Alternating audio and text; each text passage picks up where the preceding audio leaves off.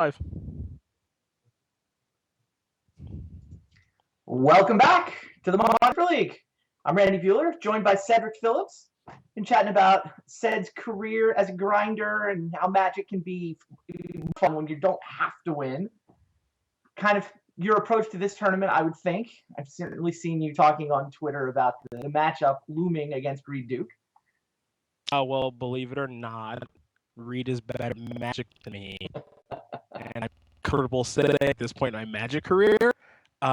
It's because when I was playing a ton, it was starting to come up a little bit. So I remember a match that we played at Nationals in Minneapolis. I think this was 09 or maybe 10. I can't remember which one, but I played Reed in the early rounds, and I knew Reed and his brother because we were all in a forum together that Jerry Thompson had made. So, I never met him in person until the tournament. So I played against him and I ended up beating him. I think it was round 2 or round 3. And he was if you ever met Reed, he's super honest about how he plays the games and stuff. Our game, and he's just yeah, this was a mistake. I'm yeah, you should have done this and this, and I don't know how he finished in the tournament, but at that time I was just this guy good or is gonna be good eventually. He's got a lot of dedication to this game. He wants to be really, really good at it. And now we know who Reed is now, so it's cool that I beat him when he wasn't that good. We'll see. We'll see if I beat him now that he's much better than me and I don't play anymore. So matchup's okay. It's not okay. horrible. So I feel like there's enough experience with the Zoo deck, and I think the match is good enough that I don't want to say I should win, but I believe that I can win.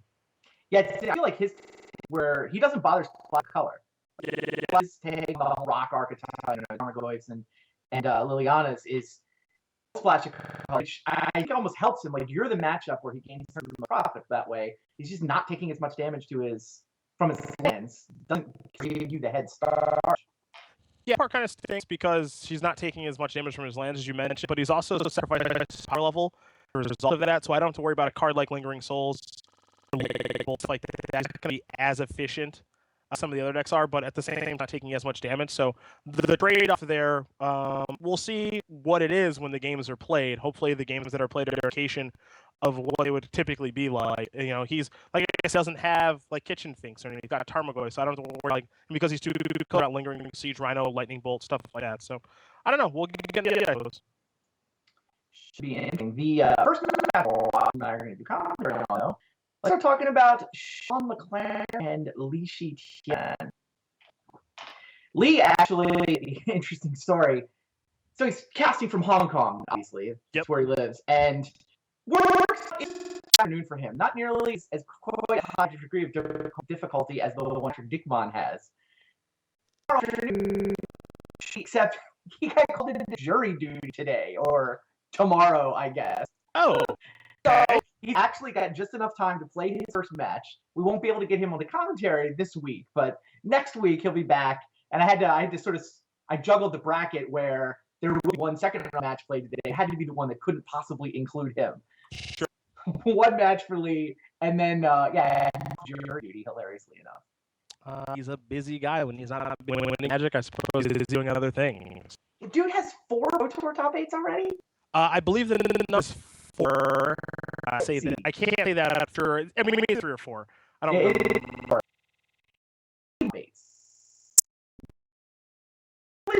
He's and 3 of them.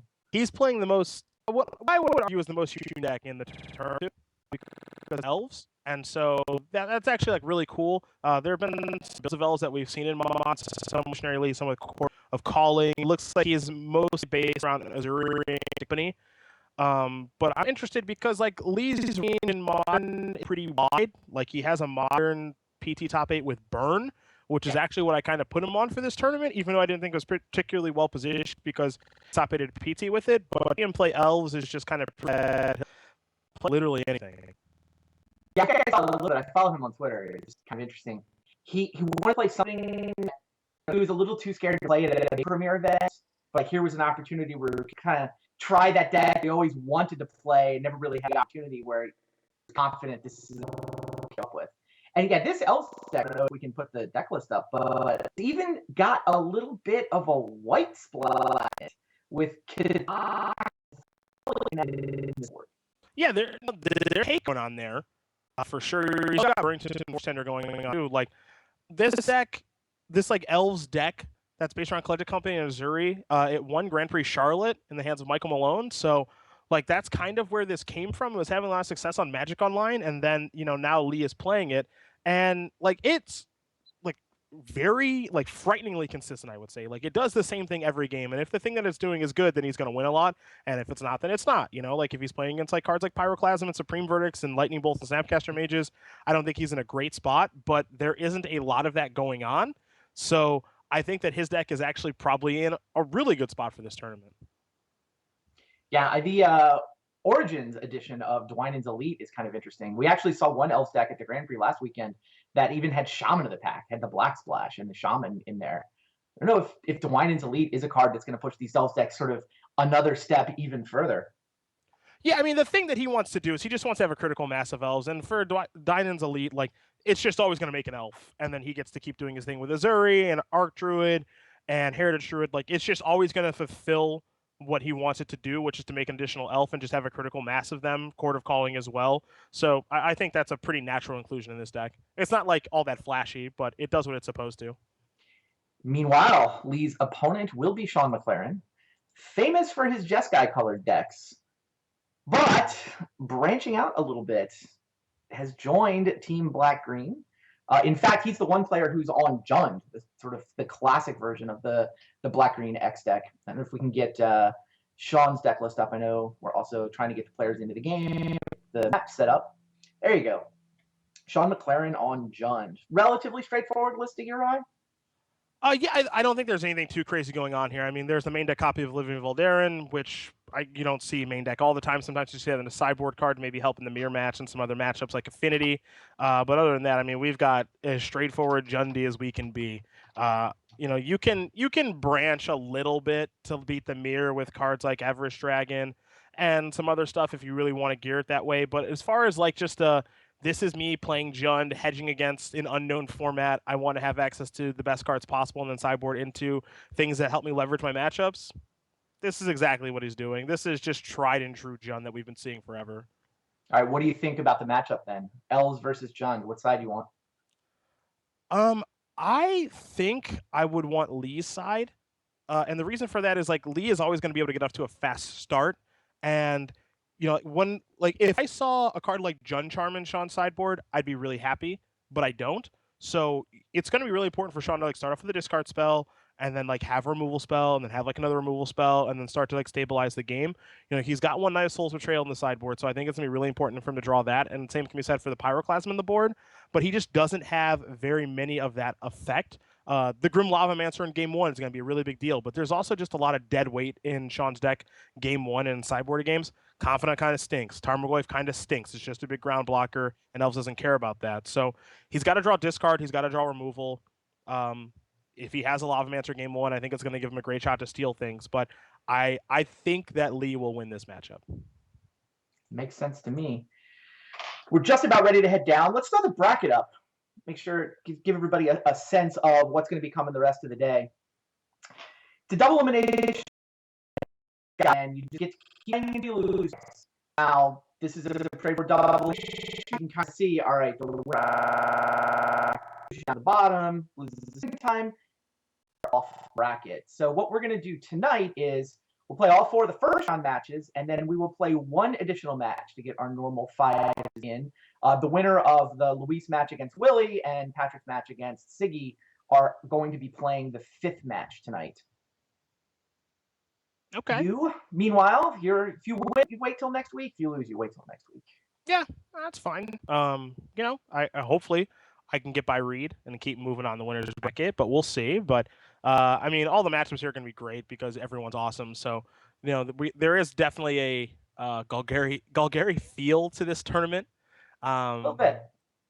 I'm really interested to see what Sicky's up to and why he picked the deck that he's playing.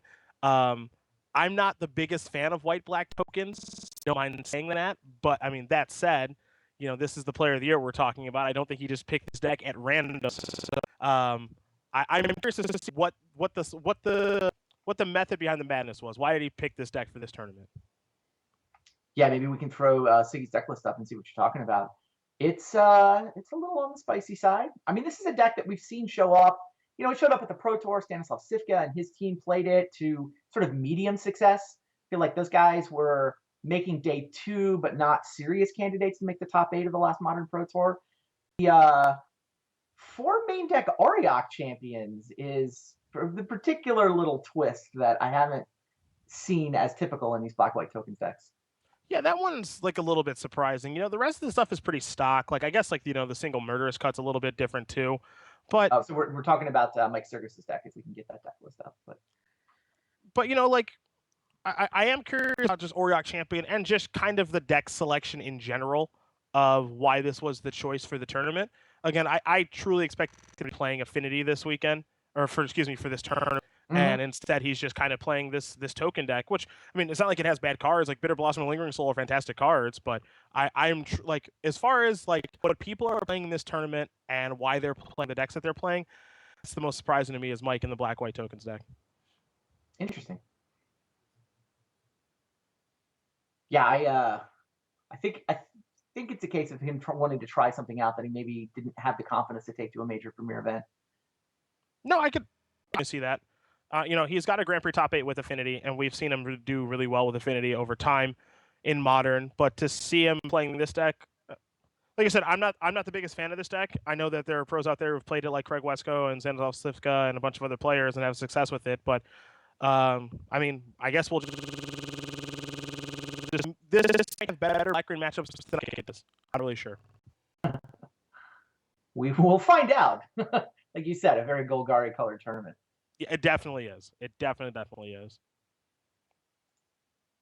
All right, gang is all set. I think we've just about got the hand cam set up for Sean and for me. Okay. Hope to be headed down to their match momentarily. It looks like they've just about got it set up. Like the L side, I think I agree with you. Yeah, I really do think that Lee is favored in this matchup. I don't want to say he's like heavily favored, but the thing is that like his deck is his deck is very consistent, and it's just a deck that does the same thing. And if what it's doing is good, then he's going to win the matchup. Like if what he's doing in a matchup doesn't matter to the opponent, like if he's playing against like Quinn, then he would lose. But if what he's going to do the same thing, he's going to do the same thing every single game. So for Sean, like the entire onus is on Sean and for his deck to cough up the right half. It's like if he just draws Dark Confidants and Tarmogoyfs, there's no way like a lot of lightning bolts and Lava Mancer, a lot of spells, like timely discard, and he got a great shot at winning. So it's really on Sean's deck to kind of cough up the right stuff because these are going to play their cards right. I don't want to make it as simplistic as that, but when you're playing as an uber consistent deck, L's deck is doing, you have to be able to beat what his deck does, which is the same thing every game. And if you can, great. And taking a look at Sean's hand, I would be super happy if I was Sean, and I'd really hope I'm on the play. Well, it looks like Lee is on the play. Let me see, okay. 2-1 Learson down there, or Lee Arson. Which sets him up to just dump his hand relatively quickly. I don't know. Looks like it should be a pretty good game, actually. Yeah, like I like the hand for both players. Like if Sean's on the play, I love the hand because he can start off with a discard spell, and then you'll probably take whatever he wants, Spell Skiter, an Elvish Mystic or Lana Werewolf, whatever, and then he's got like a Lightning Bolt and a Terminate. He's got something to work towards with the Olivia because if he gets in, if he gets to untap with it, I love his positioning. But I guess we'll just have to see how it goes. Lana Werewolf is, of course, the turn 1 play from Lee. That land is a pretty nice. That land's a pretty nice draw. I think you're gonna keep Sean's hand like 100% of the time, and he really needs a third land to like start working towards Olivia. So I'm pretty happy if I'm Sean with that draw. You fire off the Lightning Bolt on Lana Werewolf here, right? And not bother with the Inquisition. I think I want a discard spell. Because there are some like pretty big cards to worry about, and Sean can kind of break up things with Lightning Bolt or Terminate the next turn. So like I think like there's an argument of just saying bolt that thing and then the next turn play like a fetch or the Overgrown Tomb tapped and then Lightning Bolt something. But I think I like leading off with discard more. It's definitely close though, because like you said, Lee should just dump his hand now. Right. Takes the Spellskite. Yeah, his hand is forced on taking that card. Like his removal just doesn't do anything otherwise, so he just has to take that. Elite's, yeah, he gets to just dump his entire hand this turn. I guess if he wasn't going to Inquisition turn 1, he bolted the elf. We would not have been able to dump his entire hand. He would have gotten to Inquisition on turn 2. But yeah.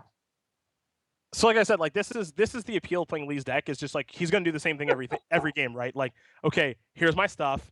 Now can you beat my stuff? And some draws Sean can and some he can't. You know, he's drawing a decent amount of lands. Like a Tarmogoyf is probably better than I gave it credit for right now, because it just gets to be a brick wall if Sean wants to play it.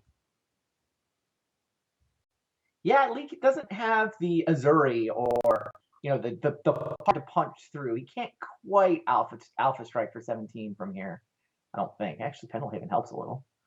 Yeah, Pendelhaven isn't bad. He can sack Canopy maybe and get a little deeper into his deck. Like he's at the spot right now where Quarter Calling and Azuri are the best draws in his deck. Mm-hmm. So if he's able to find one of those two cards, then he can go absolutely bananas. But he hasn't gotten there yet. So like Tarmogoyf is going to do a pretty nice job of blocking the road. And if Lee doesn't ever hit and finding Azuri or a way to get Azuri onto the battlefield, then Olivia gets to take over. Now it's the question: are you willing to lose a creature a turn and just attack through Tarmogoyf? That's a question I'm going to let Lee answer. He says yes. Like, all right, yes, you've played the Abyss for more than a green. I'm okay with that. Take, what is that? 1, 2, 3, 4, 5? Be at 12. Yeah, 5's not bad. Loses a creature.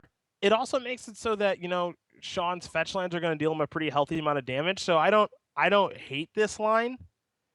The thing about the green deck is there's no reach. There's no lightning bolts or anything like that. So that's a concern. But also, I mean, Sean also has a pretty nice turn lined up here where he gets the lightning bolt and terminate. So Lee's got to draw he's got to draw Azuri or a way to get Azuri in the battlefield like right now.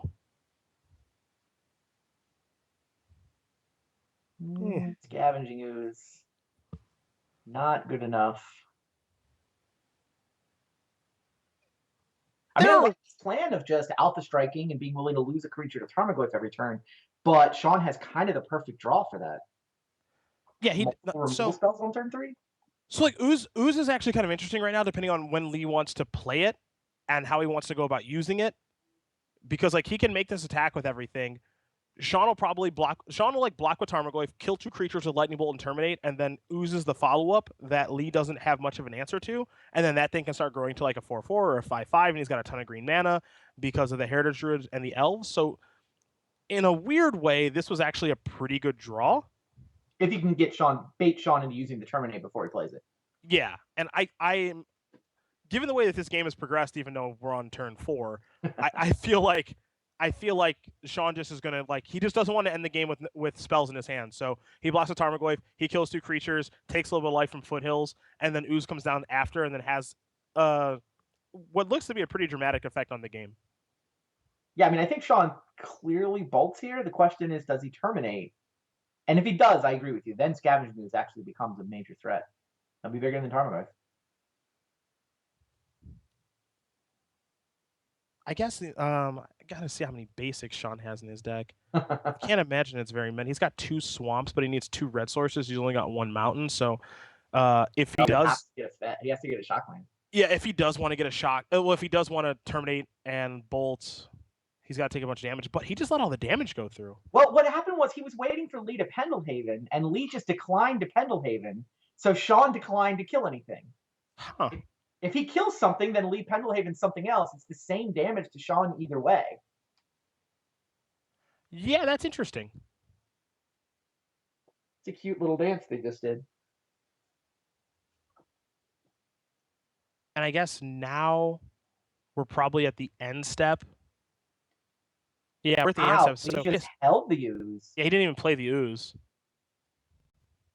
Interesting. Yeah, Sean's going to use his Terminate and fetch a shock lane tapped, I assume. Yeah, I have a feeling the Fetchland's going to enter the battlefield tapped. Like, I'd be very surprised if he just plays Stomping Ground. If he gets Stomping Ground and comes into play untapped. Yeah. That's it's a little risque. I actually think he's just slamming Olivia. He agrees with you. Yeah, like this is the chance to stabilize the board and just straight up and just flat win the game. He's willing to take 3 to an alpha strike. Yeah, that one doesn't matter now. Yeah. The one of Thalia in there to access with Court of Calling. Yeah, I like. So this is what I was talking about, and I guess my analysis of this may have been a little bit wrong, but like I didn't think that Tarmogoyf would play a huge role in this matchup, and it's been a little bit better than I thought. Like if Sean just drew a lot of creatures in removal, I think he'd be in a really bad spot. But his draw this game was a nice mix of things that he needed, and Lee didn't find his payoff card in Azuri or a way to get Azuri in the battlefield. Now, again, like I think that Ooze is going to be okay here because it's going to be able to grow really large and it's out of lightning bolt range. And right now, Sean doesn't have a Terminator or a clean answer for it. But Olivia against an Elves deck, there's not a lot I have to say there. All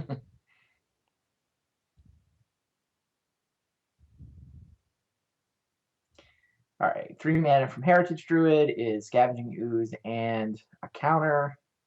There's a second counter, and Lee ships the turn back.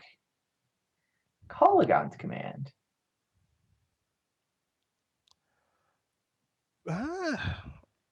Pretty.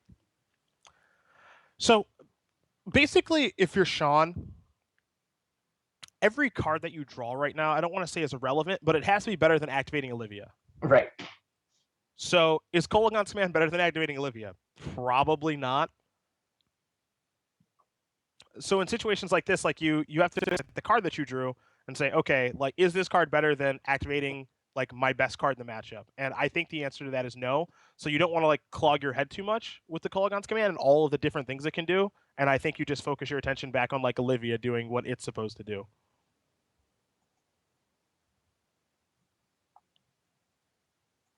This position is pretty tenuous here for Sean.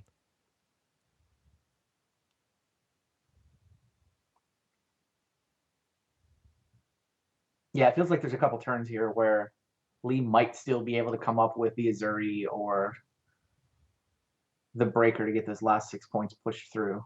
Yeah, Collected Company could be okay. Like Ooze is just growing continuously because Sean killed all those creatures in the early game like he should.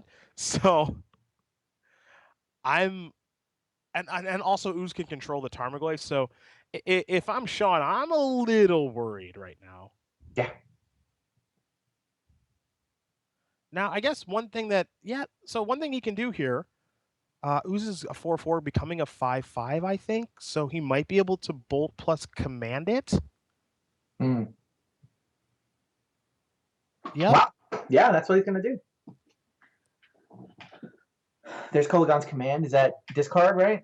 Yeah, he's going to knock the Thalia out of Lee's hand, put 2 damage on there. Now the bolt as a response, there's not enough green mana for Lee to get to 6 toughness. Yeah, this is actually really good by Sean. You know, because like where I was wanting to just kind of ignore command and see what kind of effect, like I didn't think it'd have much of an effect on the game. I think that it's really good dealing with the problem that he has right now, which is Scavenging Ooze. That thing was getting out of control, so perhaps command was the best draw, or like a second lightning bolt, something like that. I was so focused on just Olivia being the best thing that he could be doing, and that is clearly not the case. Now Sean seems to be in great shape. Lee has to top deck, and he has to do it very quickly. Yeah, I mean, this is where Olivia gets the opportunity to just take over the game. Like Nettle Sentinel is just a pretty bad draw. It's not the worst draw in the world because he can add it to the board via the Razorverge Thicket. He can leave Pendlehaven open. He can try to continue working through Olivia a little bit, but Olivia also gets to do this cool thing called blocking. So it's pretty good against an army of 1/1s. Yeah. Sean just drew some of his really good cards in the matchup. Like Olivia and Grim Lavamancer, I think, are his game 1 trumps. And then if he draws just a good mix of removal spells, it definitely helps. And heck, even having that discard spell on turn 1 for Spellskite was a big deal. Imagine if Spellskite's out there this game. Oh, wow, you make a great point. Yeah, I wanted to bolt the elf, but I don't know if Lee plays turn 2's tap out for Spellskite, but that would have totally messed up Sean's hand if that's the way Lee had played it. Yeah, if Skite's out there, we've got a game. What we've got is a lot of dead removal. So 2 dead removal spells and then move on. But yeah. Yeah. Lee briefly thought about attacking with everything, but he did. Again, I think part of the problem here for Lee is like, yeah, he could do that and he would lose 2 creatures and get 3 points of damage through and get Sean down to 3. But when you're playing an Elves deck, 3 is not 0 and you don't have anything to draw to deal the last 3. Like you don't have Bolt. So he's in a bad spot either way, right? Like he can't make those chump attacks to get damage through, and he doesn't have anything to draw to force through the last points of damage. So it's not a great spot.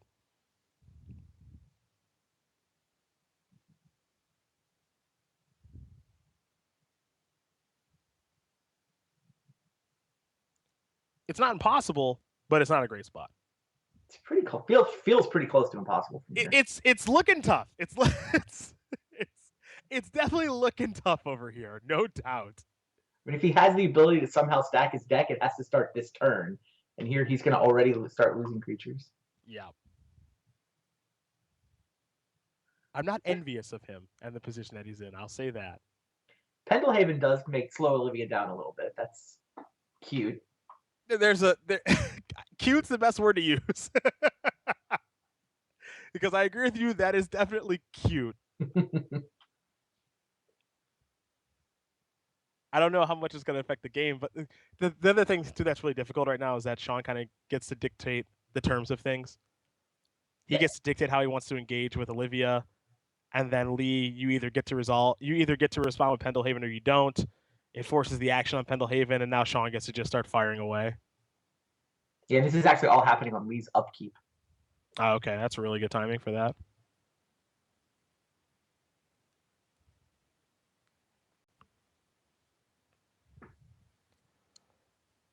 A little late to the party, Elvish Archdruid. A little bit.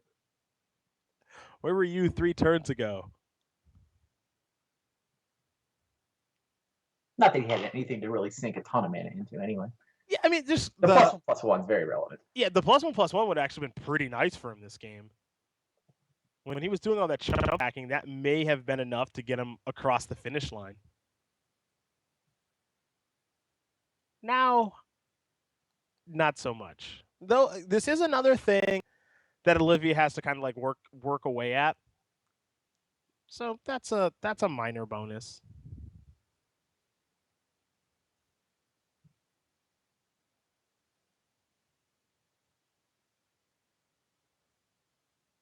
I am curious to see if Sean's ever going to use these fetch lands or not.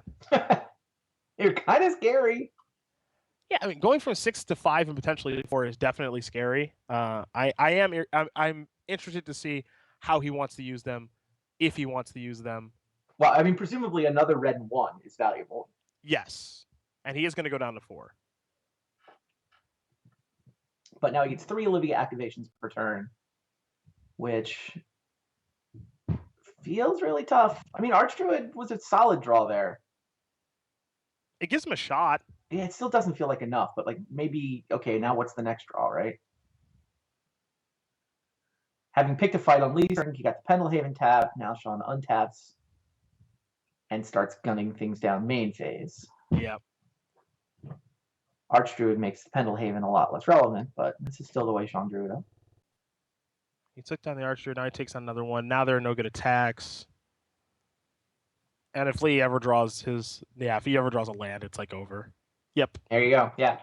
Forced off the top, and Li Shitian concedes. Arsenal Munch wins game 1. Does know how to play with those other colors. Yeah, Sean, as it turns out, is pretty gosh tragic. For those of you unaware, not consistently qualifying for Worlds on accident. I can promise you that much. Yeah, number 12 ranked player in the world right now, and yeah, he is really freaking good. True story. What do you think the sideboarding does here? What is Sean excited to have here? Give me a Knight of Souls Betrayal. Give me a How about a Pyroclasm? Definitely give me a Pyroclasm. He's got, let's see, he's got 7 discard main, so I don't think he needs an 8th discard spell in Duress. You might even cut this card, right? Yeah, you might slice down and discard because it's so bad in the middle and late stages of the game. Like the first discard spell is pretty good, and then the rest of the discard's pretty bad. So I wouldn't be surprised to see Thoughtseize go. There is a trade-off where, like, if you board out Thoughtseize, you can't take Collected Company because Inquisition can't hit it. So like maybe you want the Duress because Duress can hit Collected Company in Court of Calling and potential sideboard cards that Lee brings in. But there's not going to be a lot of sideboarding going on here, I think. We get a little bit. Oh, they're already starting. All right, let's just head down to the game then. Oh, they are quick sideboarders. Well, Lee's going to bring in a card called Chameleon Colossus, which is good here. Oh, right. He had this Chameleon Colossus sideboard plan. It's pretty clever, actually. He successfully showed up with protection from black in a field full of rock decks. Yeah, he's got 3 of them. Mm-hmm. That's actually a really good spot to be in. I mean, it blanks much of Sean's removal. You have to, what, double Lightning Bolt it? Oh, yeah. Can't like even get an assist from Kolaghan's command. That thing is really hard for Sean to kill. I am a little bit surprised that Lee started off with Nettle Sentinel and not Elvish Mystic. He wants to attack? I guess. Like, I figured with Company and Chameleon Colossus in hand, like, the first thing he would want to do is to get to those as fast as possible. Well, but he can't get to them on turn 2. I mean, I think the idea is that ramping to 3 doesn't do him any good with his draw. His draw is 2 4s. So he deals an extra point of damage this way. Yeah, like, so his draw is 2 4s, and it depends on how he's sideboarded. Like, if he doesn't have very many 3s in his deck afterward, like if he doesn't have Archdruid or Azuri, I suppose that's fine. He did get thoroughly punished for not leading with the Mystic, though, losing it to that Inquisition. Yeah, losing the Inquisition, and Sean has no removal spells, so the Mystic would just be out there now. Well, Nettle Sentinel got to attack once. It doesn't even get to untap. Yeah. Dismember's fine. Lee gonna take 4, go down to 16. It's pretty easy to be results oriented in this situation and saying, why didn't he play Elvish Mystic? Why did he leave a Nettle Sentinel? Like, the thought process that you explained definitely makes sense of wanting to get in 2 but do 4 points of damage. It just ends up looking real awkward now. Now he's got to go down to 12.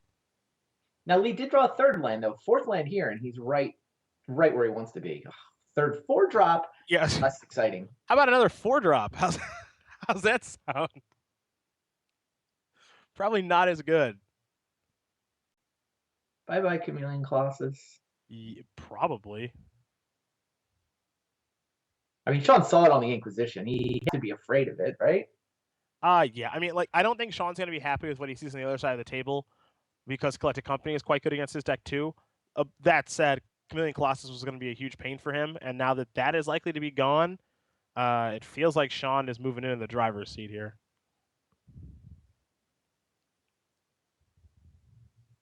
I mean, I think you take Chameleon Colossus here, right? He took Chameleon Colossus. Yeah, like there's no reason to take Companies because he already has one. Yeah. So you're not going to be able to poke a hole in that. And also Colossus is just better than the other stuff that's going on. Like, because conceivably Collected Company is just going to net like 2 small creatures, and your Tarmogoyf and Kitchen Finks doesn't care about 2 small creatures. Azuri's okay.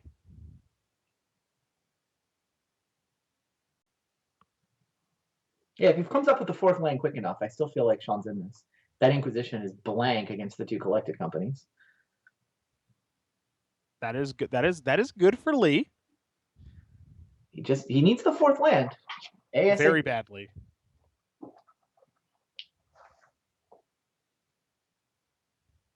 Words cannot express how badly he needs that 4th land.